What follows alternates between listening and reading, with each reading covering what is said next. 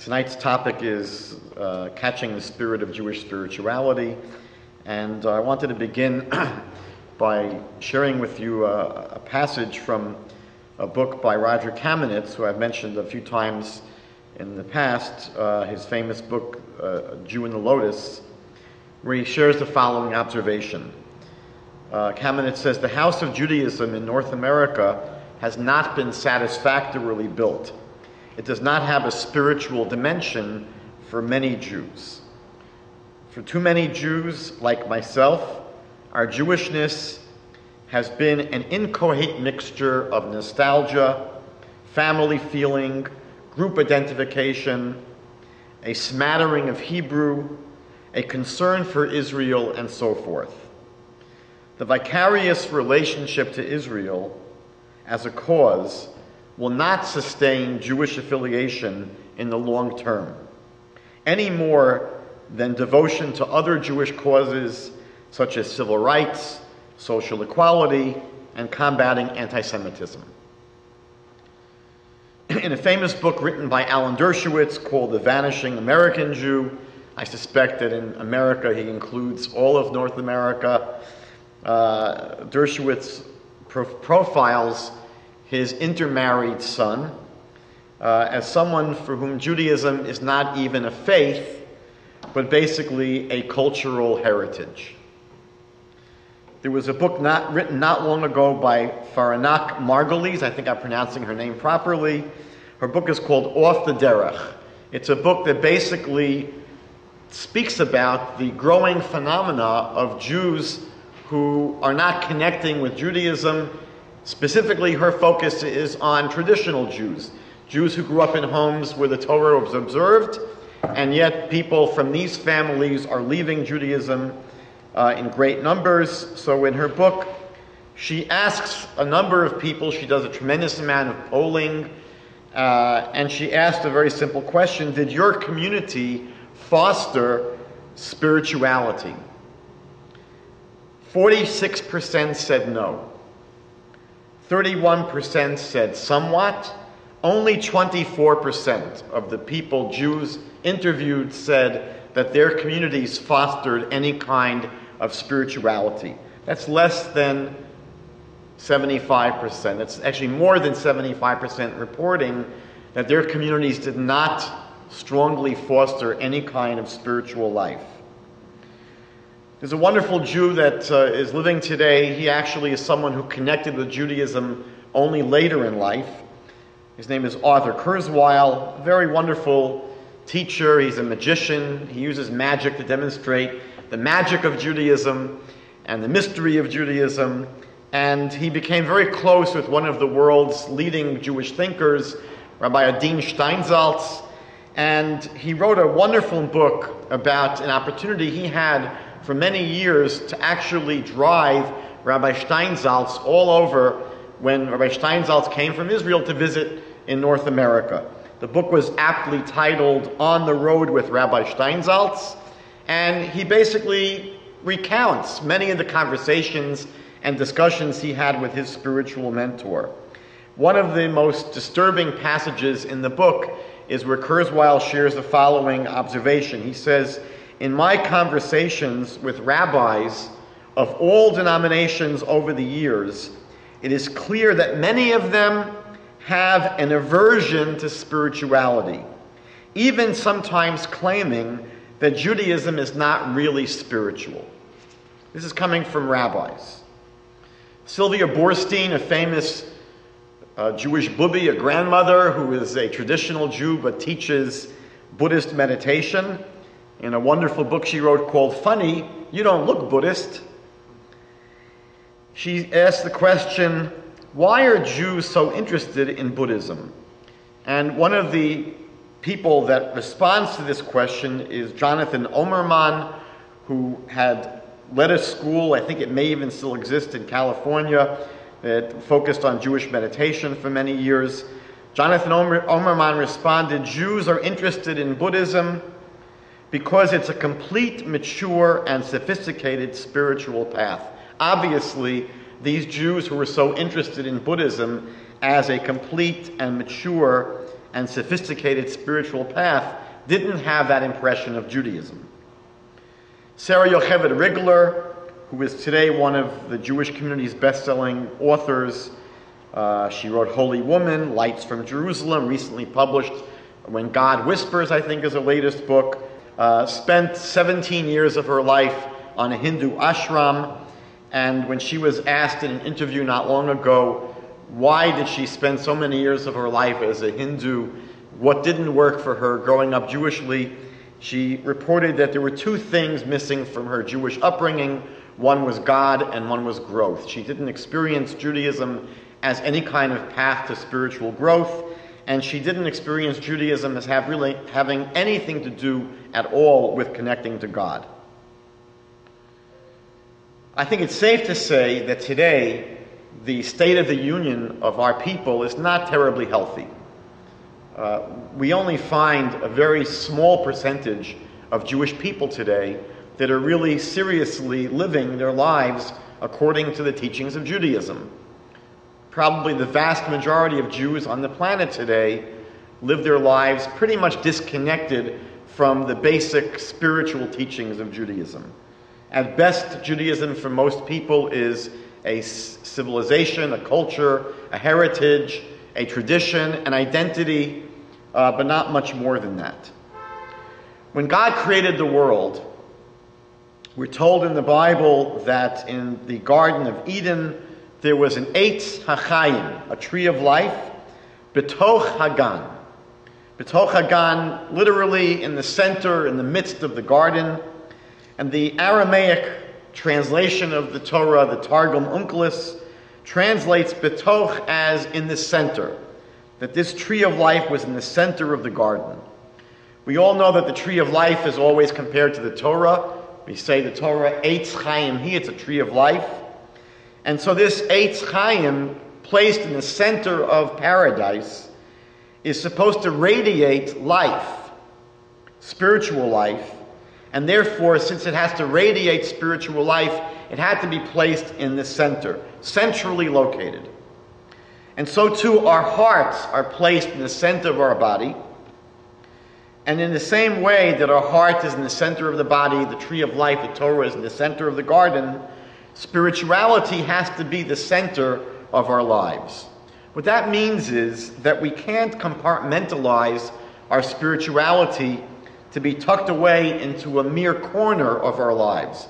It's not possible to live as spiritual dilettantes. We can't live spiritually as Jews as hobbyists. We can't do it once in a while. That ultimately, for it to work, it has to be a full-time, serious focus of our lives. We have to be, as one famous one famous Jewish teacher, Dennis Prager, said, serious Jews. When he was asked if he's a religious Jew, he says, I'm a serious Jew. And that's what we should be. We should take it seriously. What is the difference between real spirituality and what people often experience as a very unsatisfying kind of Judaism? I think that the one critical component of real spirituality is that it's real. We have to know that it makes a real difference in our lives.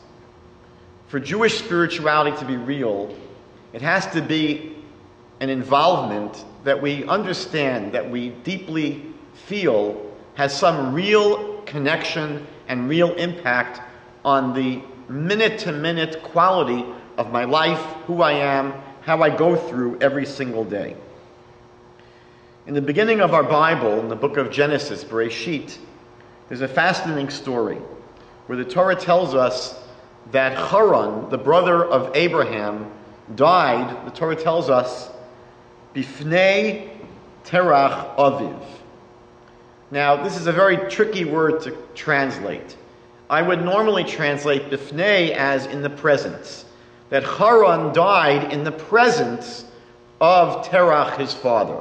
Terach, as we know, is the father of Abraham. And the Bible tells us that the brother of Abraham, Haran, died in the presence of Terach, his father. But Rashi, the very, very world-famous commentary to the Jewish Bible, who lived about 1,000 years ago in France, Rashi translates it as not in the presence of, but on account of. That Haran died because of Terach, his father. How did that happen? Why did Haran die? Because of his father, Terach. So the Midrash tells this very famous story, that Abraham once was asked to take over.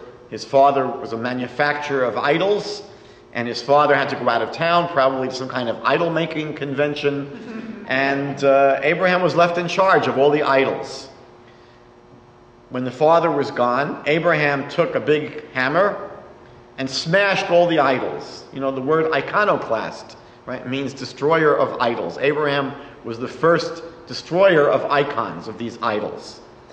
And he left the biggest one intact. When the father came back, the father sees all of his stock, the entire store was destroyed, and he says to Abraham, I put you in charge, what happened? And Abraham says, don't blame me. He says the idols got into a big fight, and the biggest one picked up a hammer and destroyed everyone else. So the father says, what are you, crazy? These idols can't even move. What are you talking about? They got into a fight and one destroyed all the other ones. And Abraham says, Father, don't you hear what you're saying? These idols can't do anything. They can't move. They can't fight. They can't pick up even a hammer. Why do you worship them? Why do you pray to them? Abraham's father, Terach, turns Abraham over to Nimrod. Nimrod is the big bad hombre in the world back then. And Nimrod basically gets into a very big philosophical argument with Abraham as well. Who really runs the world? Is it the sun? Is it the moon? Is it the stars? Is it the wind? Is it the waters? And finally, Nimrod has enough of Abraham, and he decides to throw Abraham into a fiery furnace. Abraham is there with his brother Haran. Abraham is about to be thrown into the fiery furnace. And Haran says to himself, this is going to be interesting.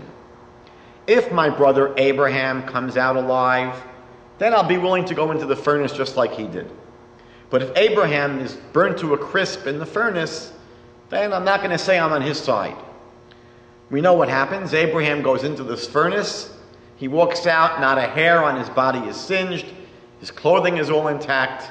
An incredible miracle. And Nimrod turns to Haran and says, Nu, what about you? Are you on Abraham's side or not? He says, sure, I'm with my brother Abe.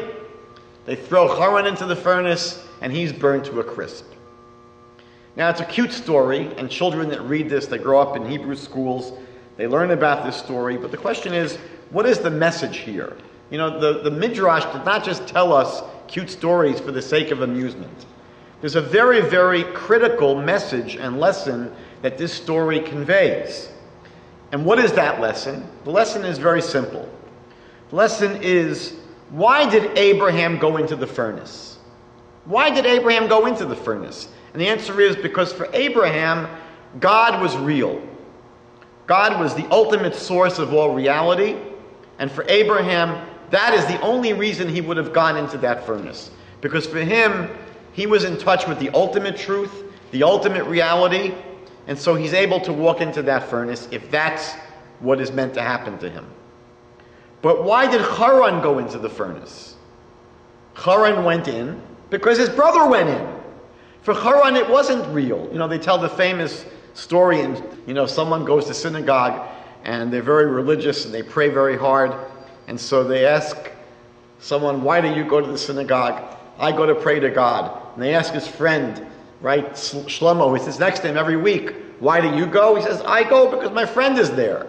Right? Not everybody in the synagogue is there because they're coming to pray. Right? Some people are there because they want to pray, and some people are there because their friends are there. Right? For the ones that are coming to pray, the prayer experience is real. It's deep. It's profound.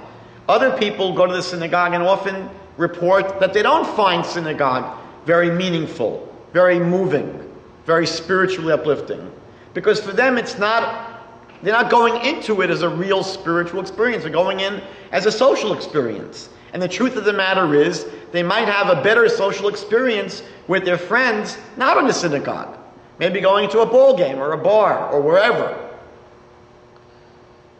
So from the Abraham story we learn that for spirituality to work, it has to be real. Abraham Joshua Heschel once said that if Judaism isn't of ultimate importance, it really isn't that important at all. It's either ultimately important, or if it gets relegated to the level of a hobby or some passing fad, it's not that important. It's either real or it's not real.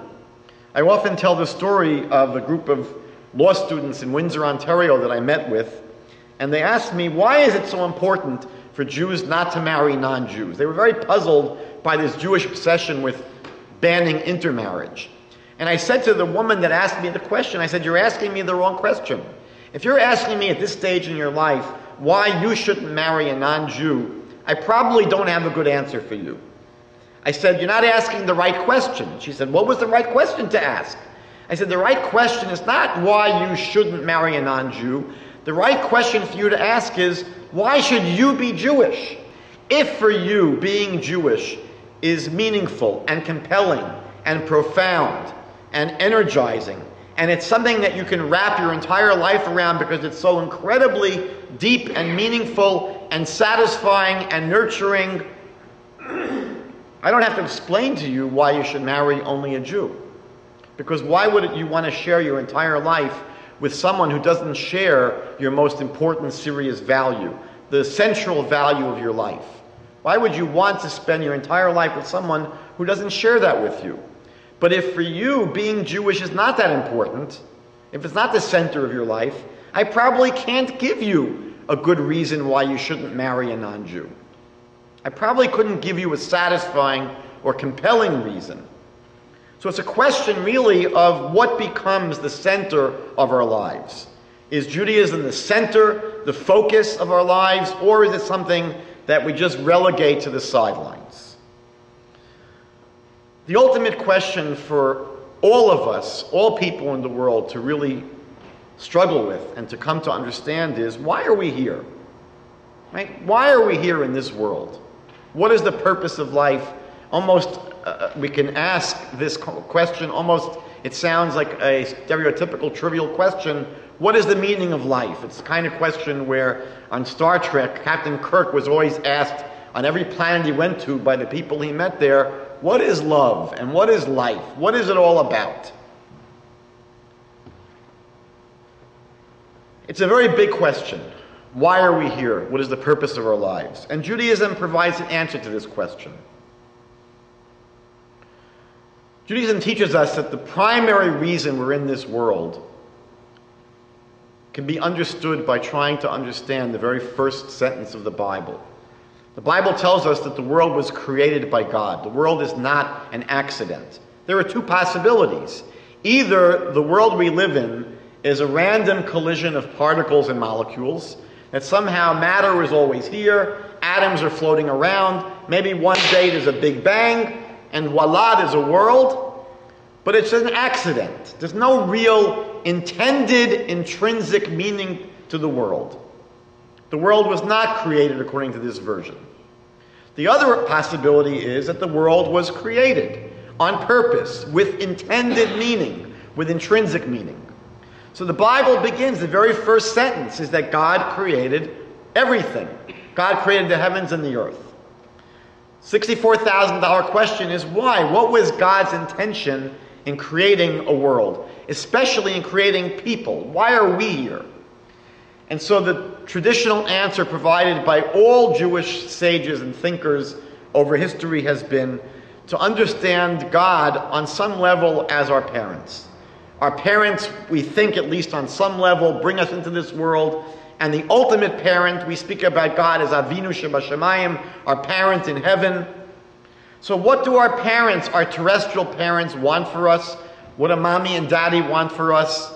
They want for us to be ultimately satisfied and have ultimate pleasure. What every parent wants for their child is for their child to have a fulfilling, ultimately and deeply pleasurable life. To be totally fulfilled and to have not just pleasure, but to have the greatest pleasure possible. Our parents don't want third class or second class pleasure for us. Our parents would like us to have the highest pleasure possible. And so our rabbis, our sages explain that's exactly what God wants for us. God, as an act of creating us out of love, the Torah tells us that creation was an act of love. Olam chesed yibaneh, the book of Psalms says. And so, as an act of love, what God wants to do is give to us. And God, as the ultimate, wants to give us the ultimate. So what is the ultimate pleasure that human beings can have? And I'll give you a clue. It's not chocolate. It's not sitting on the beach in the Bahamas, although these are pleasures. It's not even looking into the smile of a little baby. It's not appreciating a beautiful sunset. And these are all wonderful pleasures. But we say that these are all pleasures that point beyond themselves. When I was a kid in high school, I had a job once working at Nabisco, where they manufacture wonderful cookies. And I remember I got to eat Fig Newtons off the assembly line. I used to love Fig Newtons. I loved them when I was eating them out of a bag that may have been a year old off of the shelf in a store. And now I was getting to eat them off the assembly line, fresh as you can imagine. Those were even better. Because the further you go back to the source of something, the better it is. So if we can imagine a world we live in with all of these amazing pleasures, they all point beyond themselves to a source of these pleasures.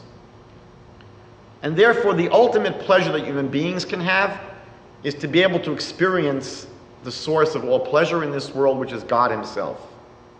As the greatest good in the world, being able to attach ourselves to the transcendent, to be able to attach ourselves to God, to have intimacy with God, there is no possible greater pleasure.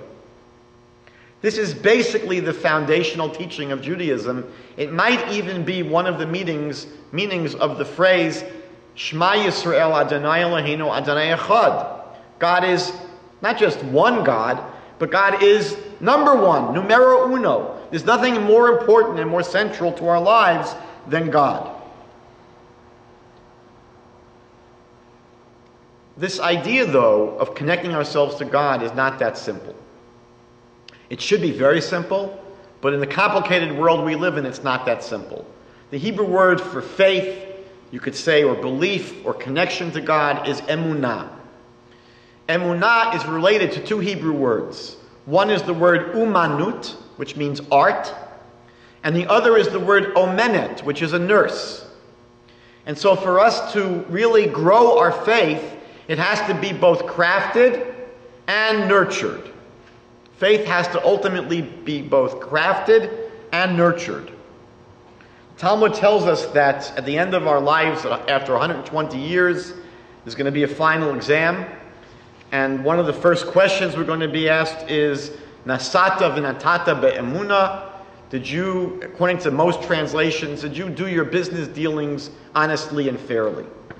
Most of the people that translate this phrase understand it to mean a question about our ethics, our ethical lives. When you went through your life, did you deal honestly and fairly in business with people? But one of the great Rebbes, the Tzanzer Rebbe, explained the verse a little bit differently. He said, Nasata v'natata be'emuna, did you do business with your faith? Not did you do your business faithfully, but did you do business with your faith? What does that mean?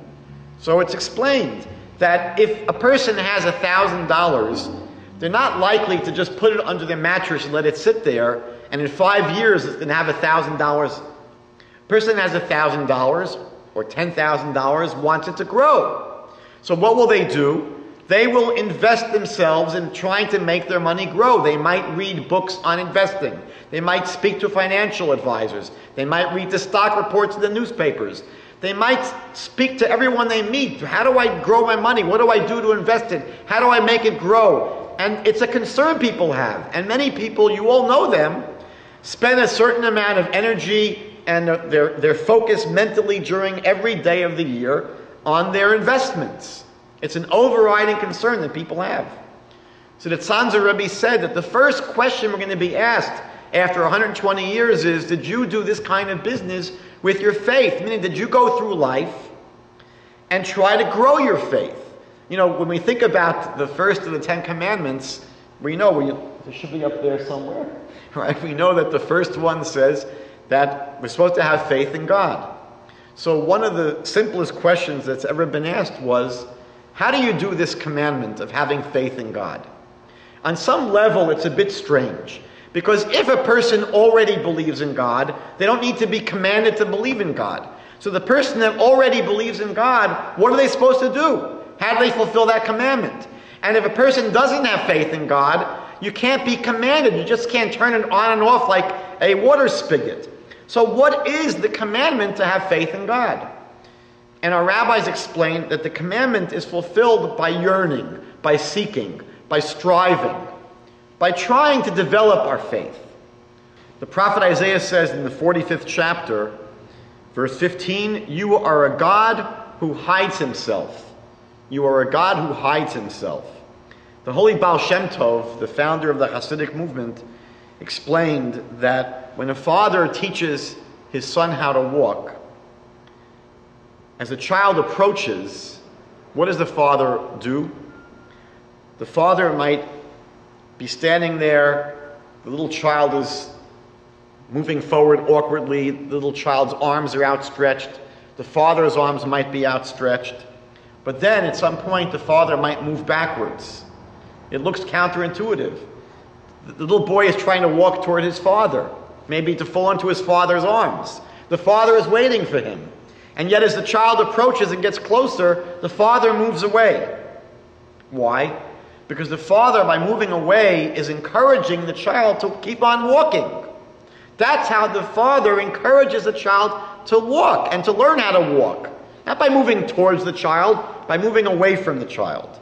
And so sometimes the prophet Isaiah tells us that God hides himself. He seems to withdraw from our lives. He seems to move away, not as a sign of rejection, but to arouse us to intensify our seeking after him. They tell a wonderful story about this old man who sees a little boy sitting on the floor of the street. He's sitting on the curb. The little boy is crying. He looks so upset and so rejected and so depressed. And the old man walks over to him and says, "Why are you crying? What's wrong?" So the little boy says, "My friends and I went out to play hide and go seek, and my friends told me that you should go and hide. So he said, I went and I hid. I found a great hiding place. But after 3 or 4 hours, I realized no one was coming to find me." So the old man sat down next to the boy, and the old man started crying. So the little boy turns to the old man and says, "Why are you crying?"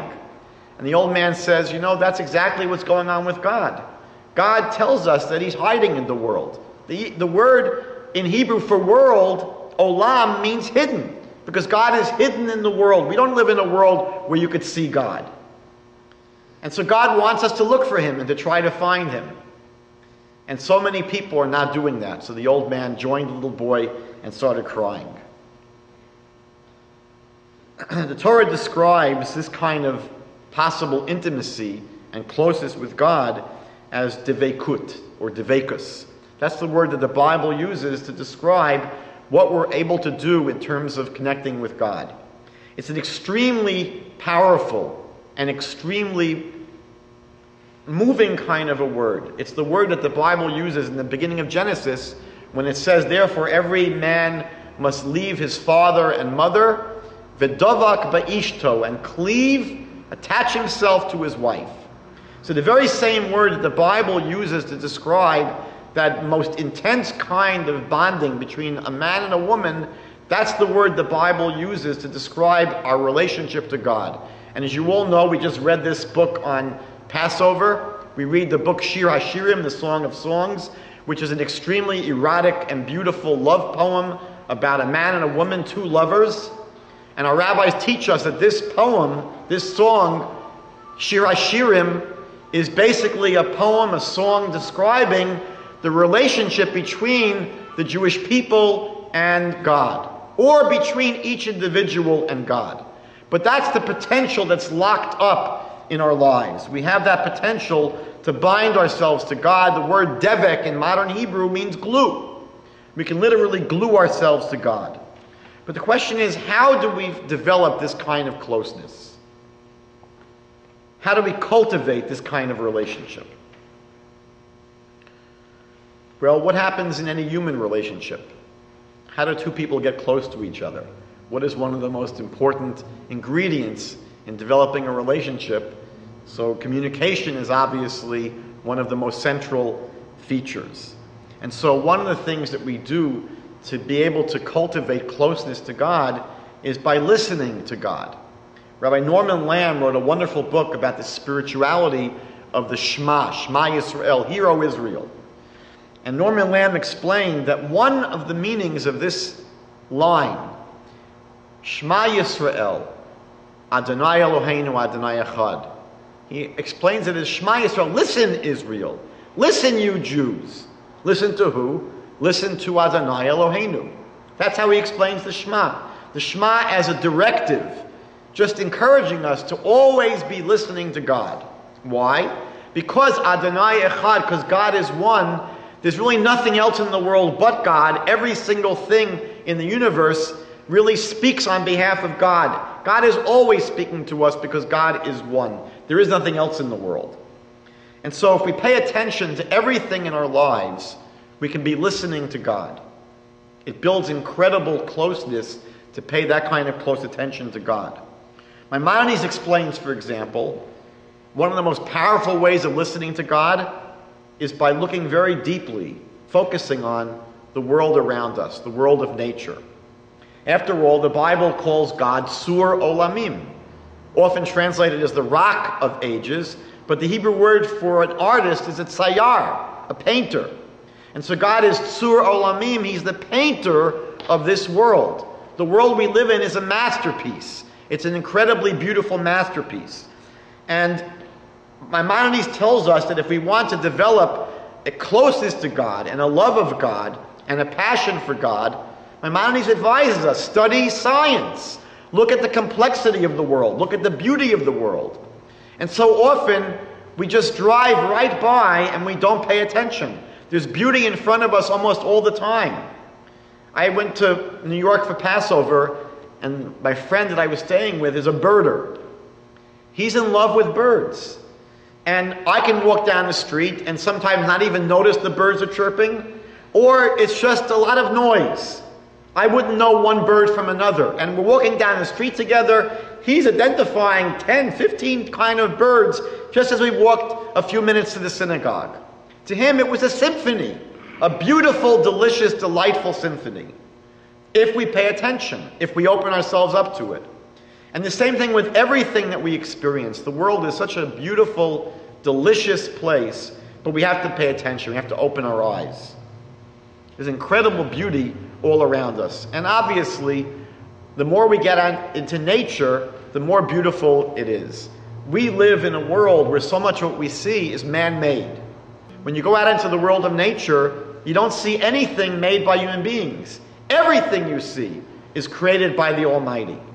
That's the kind of experience that we're able to develop incredible closeness to the Creator. We're seeing His masterpieces in front of us at all times. There's a wonderful book written, I mentioned before, Arthur Kurzweil's book, Driving with Rabbi Steinsaltz. This is a book written called Walking with Rabbi Miller. Rabbi Avigdor Miller, one of the great rabbis that passed away a number of years ago, had someone that used to walk with him all the time. His doctors recommended for his health that he walk for an hour a day.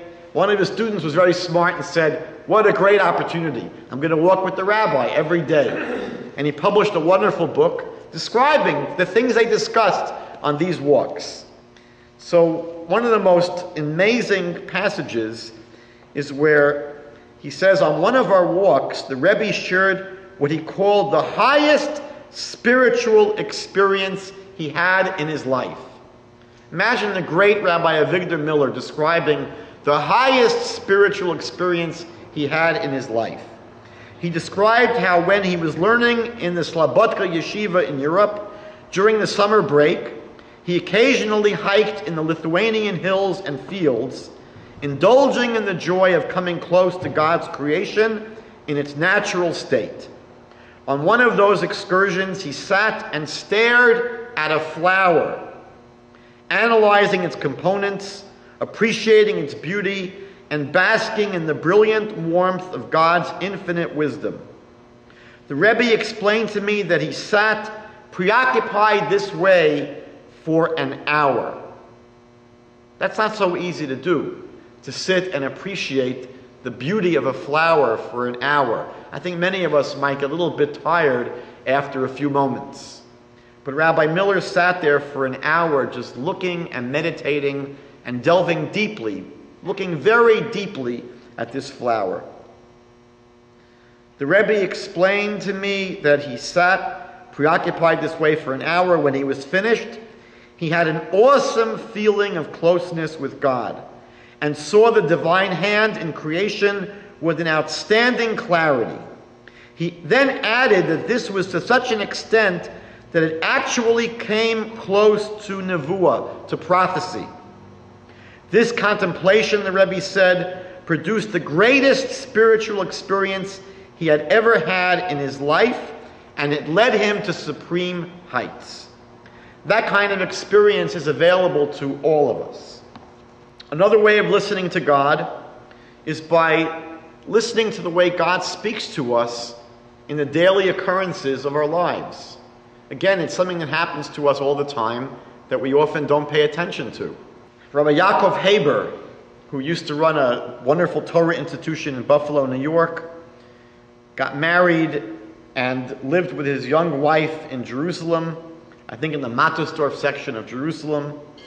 And he tells an amazing story that as he was just married, maybe a few months later came the holiday of Hanukkah.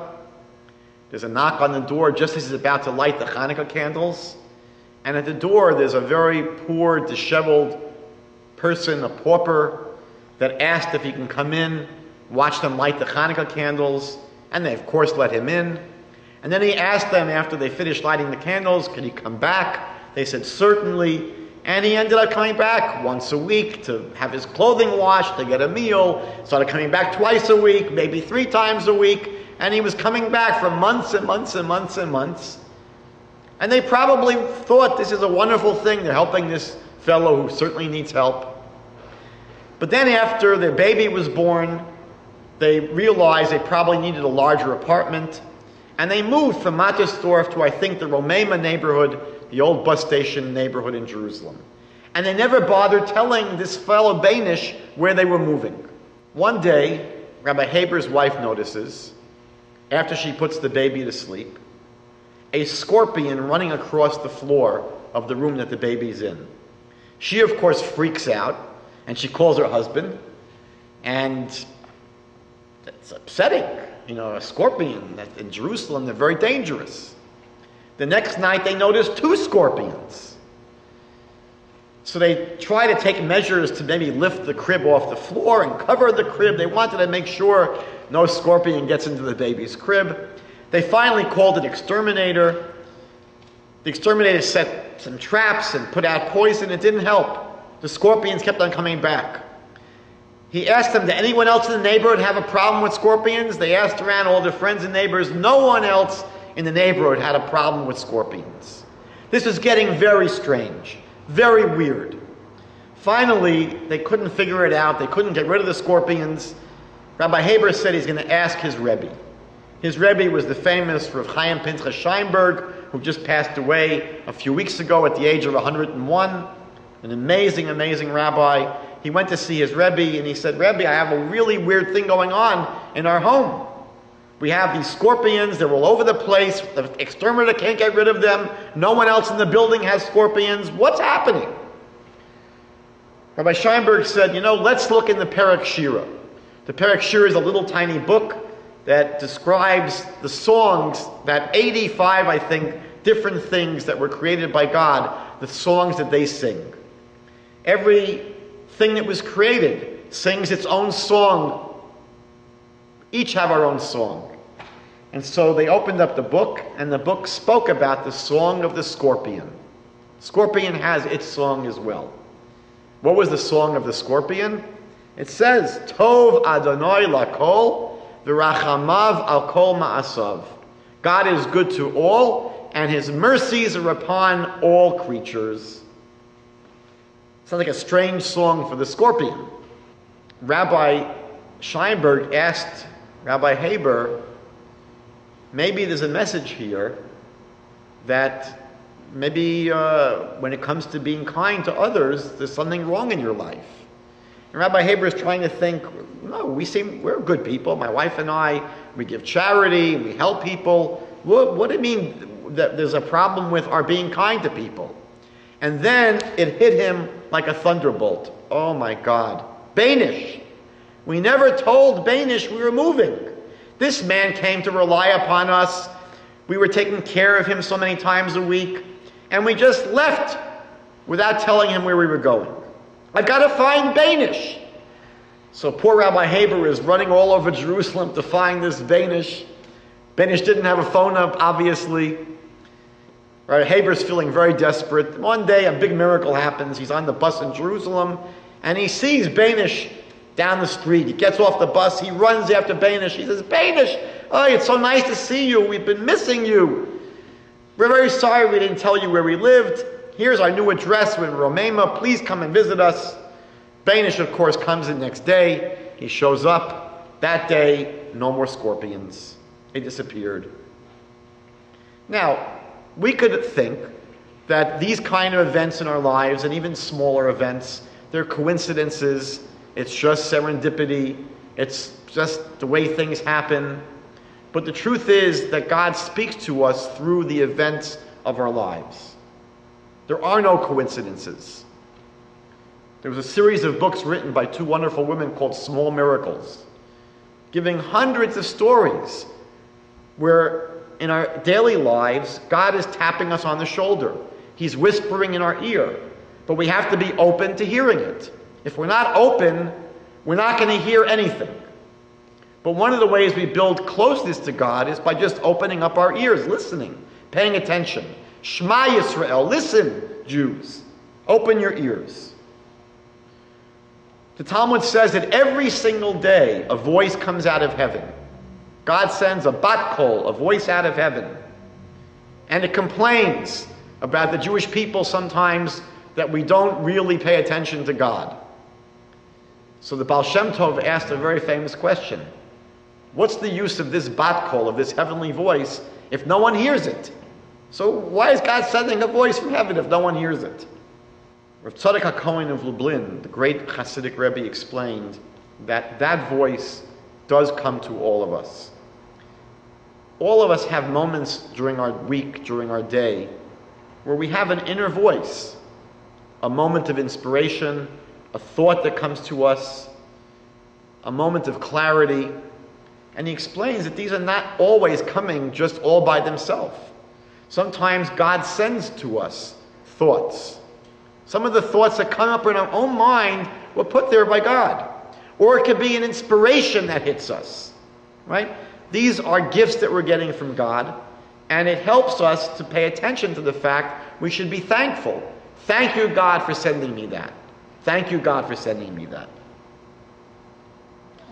Aside from listening to God, the other side of communication is not just listening, but speaking. We have to speak with God. The Noam Elimelech, the great Hasidic master, says that the word for prayer in Hebrew, tefillah, comes from the root word meaning to connect. That prayer is for the purpose of connecting ourselves to God. Ultimately, we don't go to the synagogue to pray. We go to the synagogue because we are people of prayer. King David says in the Psalms, Va'ani tefillah, I am prayer. Prayer is really not just something we do. Prayer is who we are. Prayer is who we are. The word Yehudi, a Jew, comes from the word to praise God. And so, prayer is not simply picking up a book and reading words. Prayer is basically speaking to God. And Rabbi Nachman of Breslov would advise people, one of the most powerful things that we can do spiritually is simply talk to God. If you saw Fiddler on the Roof, you know that Tevye did it all the time. He would speak to God. Because if God's in your life, of course you're going to speak to Him. And if you don't feel God in your life, speak to Him, and you'll begin feeling His presence. So prayer, speaking to God, conversing with God, thanking God, asking things of God, these are all ways of building this kind of intimacy. The Talmud speaks about another way of building closeness to God. Actually, the Talmud, when it speaks about this verse in the Bible that we should attach ourselves to God, right? Devekut, to attach ourselves, the Talmud says, how can you do that? God is a flaming fire, meaning that the Talmud seems to feel that's a little bit not so easy to attach ourselves to God. So the approach the Talmud gives is to say the following. We can attach ourselves to God and build closeness to God by imitating God. You know, if you study psychology today, neuro-linguistic programming basically suggests as one of its techniques for building rapport is to mirror people, right? If you're speaking to someone and they are speaking with a low tone of voice, they're not raising their voice, so you lower your voice as well. If they're sitting in a relaxed manner, let's say leaning back and their arms folded, you should do the same thing. That when we mirror people and we pattern ourselves after them, the communication to them is, hey, I'm just like you. And so not only does it work in psychology, but spiritually, the Talmud says that one of the most powerful ways of getting close to God is by trying to pattern our lives after God. So the Talmud says, if God is giving, we can become, or should become, giving people. And the more giving we become, the more like God we become. And if God is patient and merciful, that's what we should do. We should become people who are patient and merciful, and specifically think about doing it for the purpose of getting close to God. We should consciously say, I am doing this. I am acting in a godly way because I want to become more close to God. I want to imitate God because I desire to be closer to God. Abraham, we know in the beginning of Genesis, was once visited by God after his circumcision. The Bible tells us that God came to visit him. God appeared to Abraham. It's an amazing thing. You know, imagine someone that wants to be close to God and all of a sudden God shows up in the living room. You don't get better than that. And immediately after God shows up to visit Abraham, you would think it's the apex of a spiritual experience. Abraham notices there are three strangers in a distance. He says to God, excuse me, God, click, I'm going to have to put you on hold for a little while. I got to take care of those guys. It seems very strange. If the ultimate experience in life is getting close to God, and here Abraham is literally communing with God. God is there visiting him. So what is the sense of saying to God, God, later, I'll get back to you, and going off and doing something else? And the answer is very simple. That when Abraham is being visited by God, his experience with God is very passive. He's just there and God is visiting him. But he understands that an even deeper spiritual experience is not simply being passive and having God in your presence. It's actively becoming yourself more godlike. So Abraham now jumps at the opportunity of nourishing, of sustaining, of feeding people, because that's what God does to all of us. God nourishes and sustains and feeds the world. Abraham now is not doing something that's on a lower spiritual level. By imitating God and becoming more godly, he's getting even closer to God. And that's why the Talmud says that hachnasas orchim, welcoming guests into your house, is yoter mikabalat pnei hashchina. It's greater than even welcoming the divine presence into your house. When you take care of guests and you nourish people, you're going to the highest spiritual level possible. Yitzchak Buxbaum, the famous Jewish Maggid, storyteller, has an amazing teaching. Yitzchak Buxbaum says that one of the strangest stories in the Bible is when God creates human beings. If you think about it, it's pretty bizarre. The Bible says that God, so to speak, if you want to think about it this way, bends down, picks up a whole bunch of dirt from the ground, and shapes it into a human form, and then breathes the breath of life into it. But it's sort of very strange to imagine God taking the earth, taking schmutz, dirt, clay, and forming it into the shape of a human being. And Buxbaum asks the question, what does this look like? What scene does this look like when the Bible describes God as taking clay and earth and forming it into the shape of a man? When a human being makes an idol, we take clay and we shape it into a form that we assume is God. And it's interesting that the same word is used for an idol and for God's creation of the human being. When the Torah says that God made us out of the earth, it says that God made us b'tselem Elohim, in the image of God. And the word selem is the word used for idols. What do we learn from this story? So Buxbaum says something amazing. He says, think about it. There are two stories here. You have God making the human being an idol, at Selem, and we have the human being that makes a little god, an idol at Selem. So Buxbaum says that the take-home lesson of the story is God's teaching us something very strong. God's teaching us, if you want to get close to me, don't serve what you make in my image. That's what an idol is. An idol is what human beings make, what we think is the image of God. God's saying to us, if you want to get close to me, don't serve what you make in my image. Serve what I made in my image. What did God make in his image? Human beings. So the Torah is starting out, at the very beginning of Genesis, God is saying, that's how we can get close to God. By serving that which God made in his image. And not to serve what we often think is the image of God. Let's go a little bit deeper. When we think about getting close to God, we're ultimately becoming more of ourselves. I mentioned before that when God created us, he took this clump of earth and he breathed the breath of life into that physical form. A human being by nature is spiritual. The Bible says that we are called Adam. The human being is called Adam. Why? Because we were taken from the Adamah, from the earth. A human being is called Adam because we were taken from the earth. But the rabbis teach us there's another reason why we're called Adam.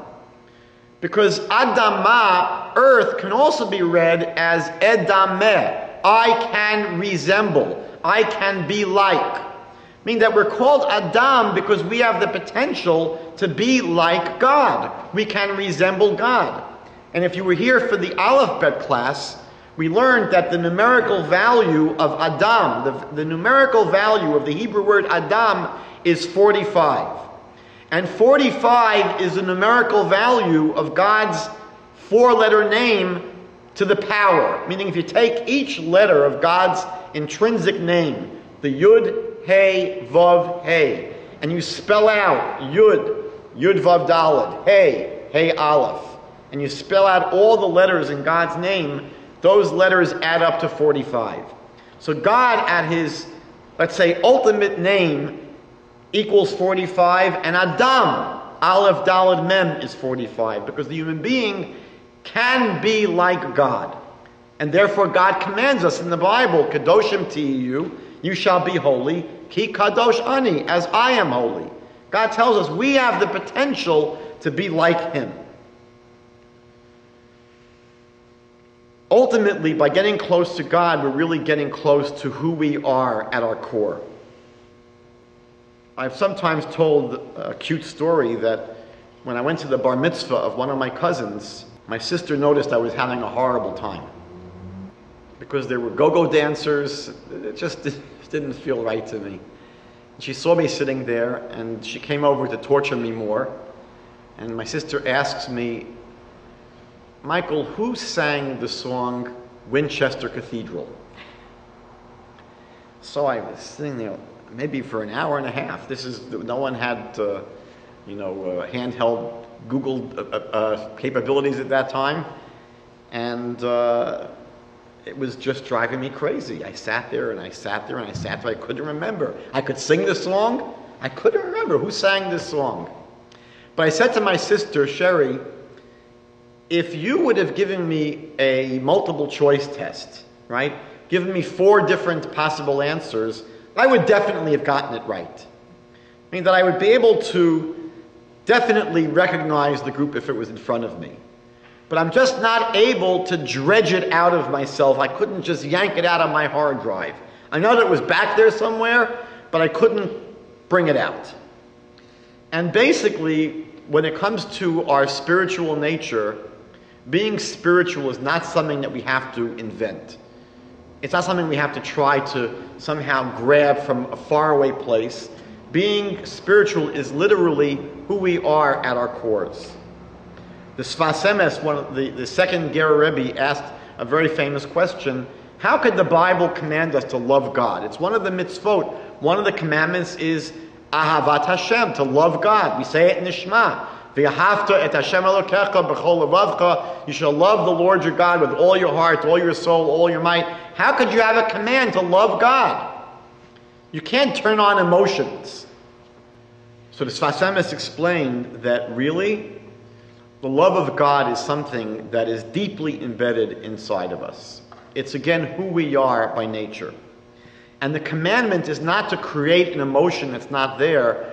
The commandment of loving God is to engage in the kinds of actions that will allow this innate love to come out. It's there. You don't have to manufacture it. We, by nature, by default, love God. So the commandment for us is to do two things. Number one, that love often gets clouded over. It gets occluded. It gets stopped up. There are barnacles that grow over it. So one thing we're commanded to do is to remove the occlusions to our love of God, to remove those things that get in the way. And secondly, to do the kind of things that would nurture that which is there anyway innately. The Talmud teaches us that while we're infants in the uterus of our mommies, an angel comes and teaches us the entire Torah, that we are taught everything there is to know spiritually before we're born. And then as we're born, an angel smacks us on our lip, and that's why we have that little indentation there. I'm not sure if there's a name for that. I never heard a name for it. But we're told that as the angel strikes us on the lip, we forget all of our Torah. And when we learn Torah, one of the reasons it's so pleasurable, it's because it's a deja vu experience. We have a sense that we knew it, we heard it before, and I'm recapturing something that really is innately part of myself.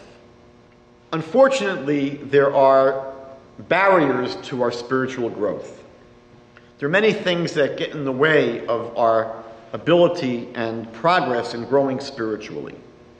Probably one of the most serious things is we get distracted by the physical, mundane world that we're surrounded by. And it's impossible to serve two masters. It's impossible to really focus ourselves on the spiritual when we're so caught up in the physical. The Talmud tells us in Pirkei Avot, Ethics of the Fathers, that one of the miracles that took place every day in the temple was that the fires on the altar were never extinguished by the rains. It would rain in Israel. Maybe not every day. But one of the miracles was that when it rained, the rains didn't put out the fire on the altar. Now the word for rain in Hebrew is geshem. Geshem is related to the Hebrew word for physicality, gashmiyut. And so some of the rabbis explain that what the teaching is saying here is that it's a miracle if geshem, if gashmiyut, if the world of the physical doesn't extinguish the flame on our altar. A heart is supposed to be an altar to God. Bilvavi mishkan evneh. In my heart I build a sanctuary. A heart is supposed to be a place that's flaming with passion for God. And yet the gashmiyut, the physicality of this world, the kind of consumeristic world we live in, of acquiring and buying and having more and more and more and more, that can't coexist with passion for the spiritual. And so it takes a miracle for the physicality not to extinguish the spiritual. The Talmud says in Tractate Psachim, the tractate dealing with the laws of Passover, that only someone who owned land in the land of Israel had to make aliyat regel. The Torah commands us that 3 times a year the Jews had to go to Jerusalem for each of the pilgrim festivals. Everyone had to go up to Jerusalem. But the Talmud says if you didn't own land, you didn't have to go. So the Kotzker Rebbe explained, why is it that a person who didn't own land didn't have to go and make aliyat regel to Jerusalem? He says because the person didn't need to. Only the person that was preoccupied with having land and being involved with the physical and being involved with his possessions and being involved with the land, that person needed the corrective of going to Jerusalem 3 times a year to get a heavy dose of spirituality in the temple in Jerusalem. But the person who didn't have land, that wasn't tied down to the physical, didn't need to go to Jerusalem 3 times a year. They're not encumbered by the Gashmius, by the physicality. The Midrash says in the book of Koheles Rabbah, Ecclesiastes, the following: no person leaves this world having achieved even half of their material aspirations. A person that has $100 wants $200. The person that has $200 wants $400. That's the nature of the beast. And the Dubna Maggid asked the question, where does this insatiable appetite come from?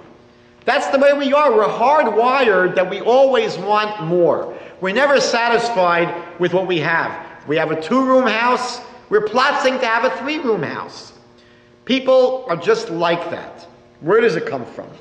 The Dubna Maggid said that, if you look at the animal world, the world of animals, they will eat what they need to eat and they stop when they're finished. You don't see animals overeating. Human beings have this potential to just eat way beyond what they need to eat. Only human beings indulge to excess. Animals don't do that. Why does that happen? So the Maggid explains that human beings are unique in that we have an insatiable drive for spirituality. We have an insatiable thirst and hunger for spirituality, of growing close to God. And this is insatiable because God is infinite. You can't satisfy this because God is infinite.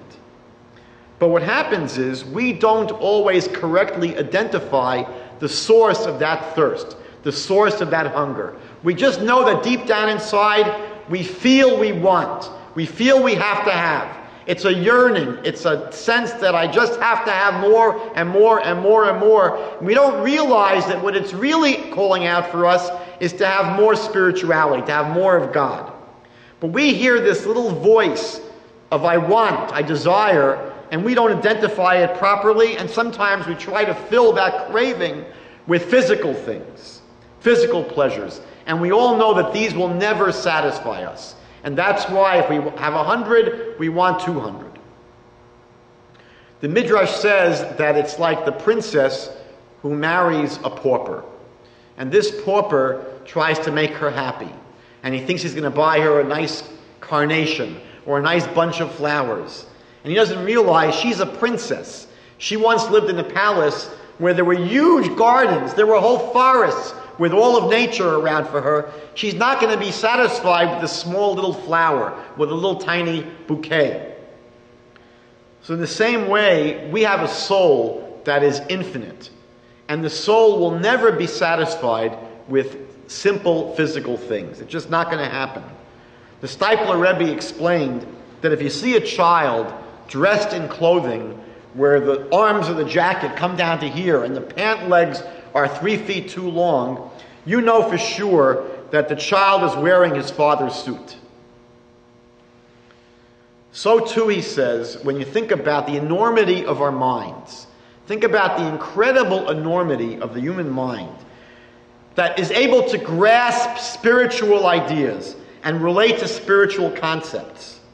It's absurd to think that this great mind, this great potential was given to us for just pursuing mundane pleasures.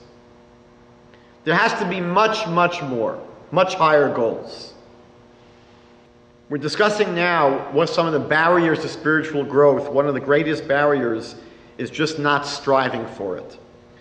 Rav Simcha Bunim of Peshischa once pointed to a group of Jews, and he told the students that those Jews were spiritually dead. The students didn't understand. The students asked their Rebbe, why are they spiritually dead? So Rav Simcha Bunim said, they're dead because they've stopped asking questions and seeking answers. They're no longer asking questions and seeking answers. And the students got very upset and they asked the Rebbe, how do we know that we're not dead? And he says, because you asked. But ultimately, Rabbi Saul Salanter explained that being a Jew, even being a human being, in terms of spiritual growth, is like being a bird. And if you stop flapping your wings, you're going to fall down. That the experience of growing spiritually is one that we have to constantly be working on. I'll conclude with one final area that I think gets in the way for so many of us.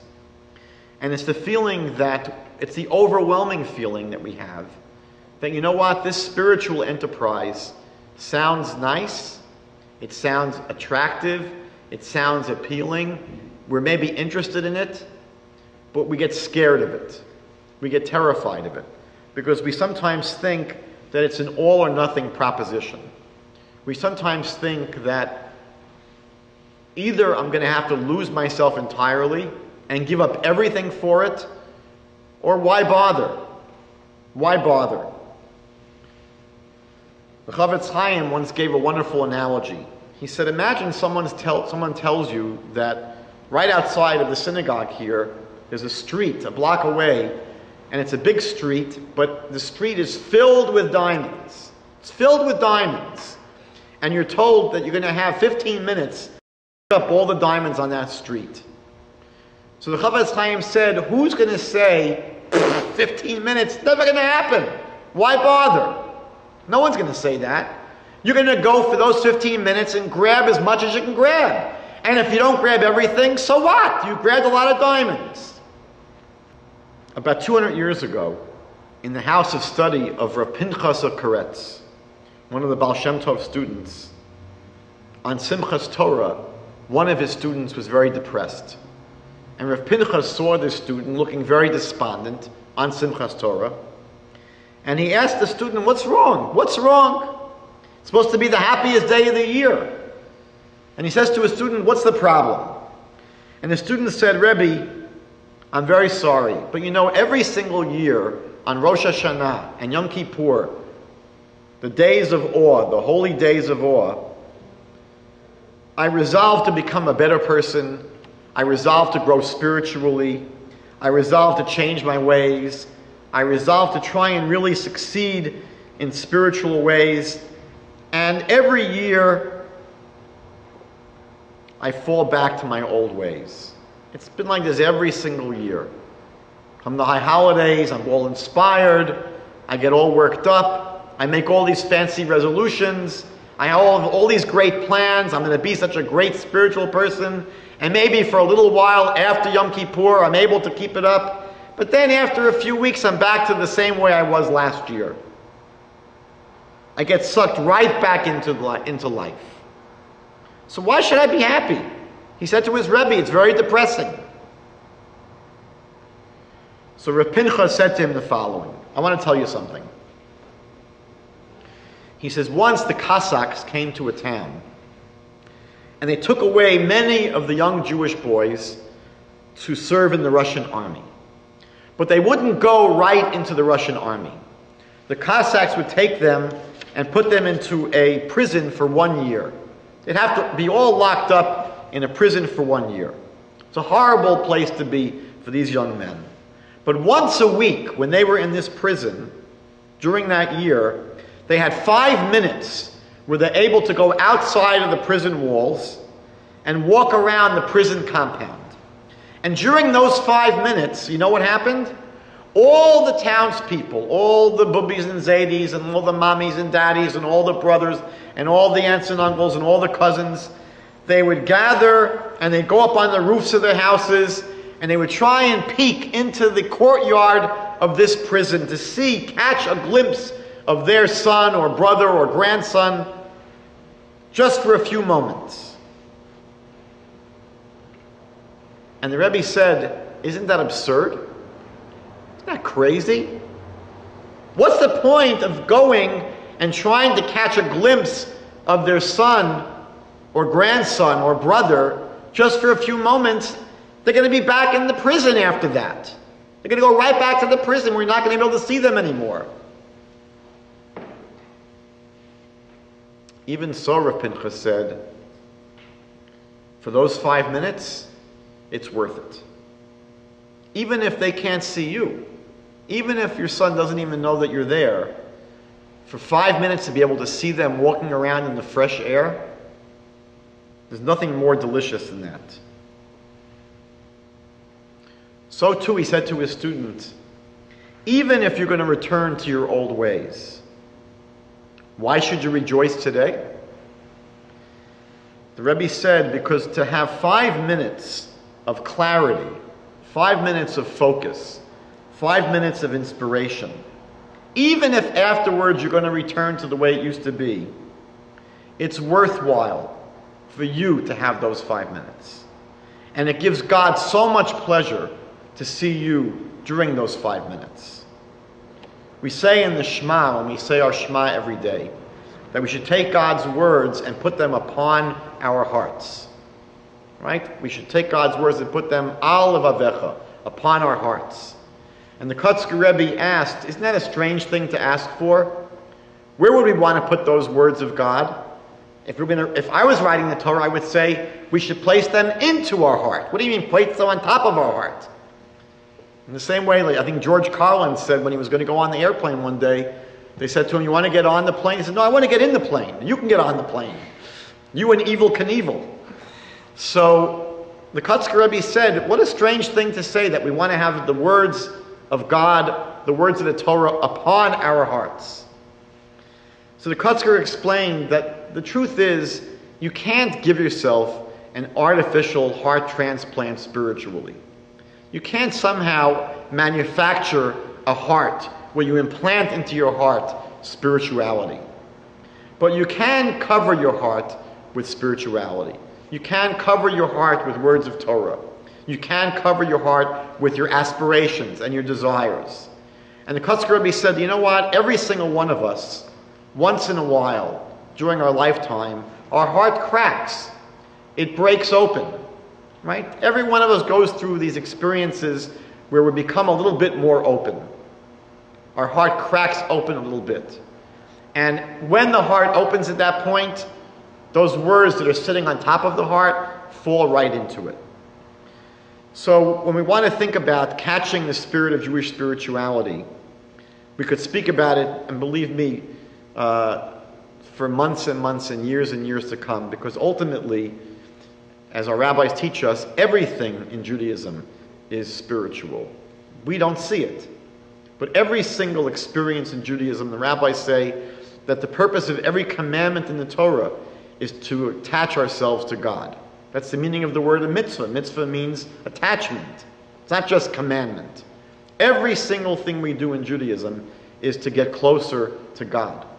That's why we just finished the Passover Seder. Right? We say at the beginning of the Seder, V'chol hamarbe l'saper b'yitzias Mitzrayim. Anyone who increases, who goes beyond and speaks about the Exodus from Egypt, harei zeh meshubach. This person is more praiseworthy. Because as we sing in the Psalms, we say in the Hallel that we say on all the holidays, He'emanti ki adaber. I have faith and therefore I'll speak about it. And so a person who really has that kind of connection, we speak about those things that we love. We don't keep it to ourselves. If you love a particular artist, if you love a particular food, anything that you love, you very naturally speak about it. And so at the Passover Seder, when we connect ourselves to God, Passover is the source of our faith in God. The rabbis teach us that when we came out of Egypt, we as a Jewish people were electrically aware of God's presence. Electrically aware of His presence. After going through the 10 plagues and the splitting of the Red Sea and marching through the desert, we became so aware of God's presence that Passover takes that experience and makes us go through it every single year so that we intensify and fortify and nourish our faith. And so at the Seder, when we feel that we've come out of Egypt, we have to speak about it. And so the Haggadah says, V'chol hamarbe l'saper. The more we speak about the Exodus, harei zeh meshubach. This person is demonstrating how much faith they have. Ultimately, every single thing that we do as Jews is for that purpose. We have someone leaving the room now. The purpose of that mezuzah standing there right between this room and the next room is for us to just pause for a moment and think about what's the message written in that mezuzah. It's not just a habit like you hypnotize someone and they kiss something on the way in or out of the room, that's supposed to get us to think and meditate for a few moments. Every single thing we do as Jews is for the purpose of ultimately connecting us to God, raising ourselves up spiritually, growing spiritually. Everything is spiritual. If we just begin to think about that and realize that, we're catching the spirit of Jewish spirituality.